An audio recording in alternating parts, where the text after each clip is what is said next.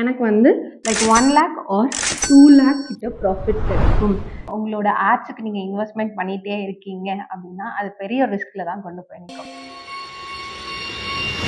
என்னன்னு பார்த்தீங்க அப்படின்னா, லைக் ரிட்டர்ன் ஆன் இன்வெஸ்ட்மெண்ட். நீங்க எவ்ளோ ப்ராஃபிட் வந்து நீங்க ஏர்ன் பண்றீங்களோ, அத வந்து நீங்க இன்வெஸ்ட்மெண்ட் பண்ண அமௌண்ட்டோட கம்பேர் பண்ணி பார்க்கணும். ஸோ கம்பேர் பண்ணி பார்க்கும்போது உங்களோட ப்ராஃபிட் எவ்வளோன்னு தெரியும். ஸோ ரிட்டர்ன் ஆன் இன்வெஸ்ட்மெண்ட்ல வந்து ஒரு சின்ன ஃபார்முலா இருக்கு. இந்த ஃபார்முலாவை அப்ளை பண்ணி நீங்க வந்து உங்களோட பிசினஸை ட்ராக் பண்ணும்போது it's very efficient to your business. For எக்ஸாம்பிளுக்கு நான் வந்து ஃபேஸ்புக்ல ஒரு ஹேட் ரன் பண்றேன். It cost 10,000.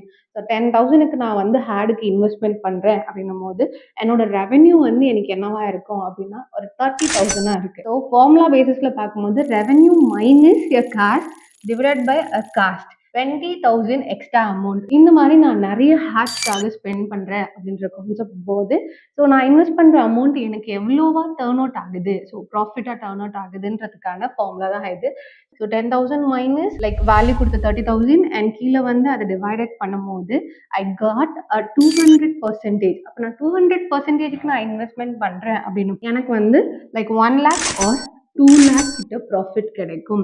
இந்த மாதிரி நீங்க உங்க பிசினஸ்ல வந்து இன்வெஸ்ட்மெண்ட் பண்ணிட்டு எவ்வளோ அமௌண்ட் எனக்கு ஸ்கேல் பண்ண தெரியல அப்படின்னு சொல்லிட்டு ரொம்ப ஸ்ட்ரகிள் ஃபேஸ் பண்ணிட்டு இருக்கீங்க அப்படின்னா டிஎம் பண்ணுங்க. We definitely help you.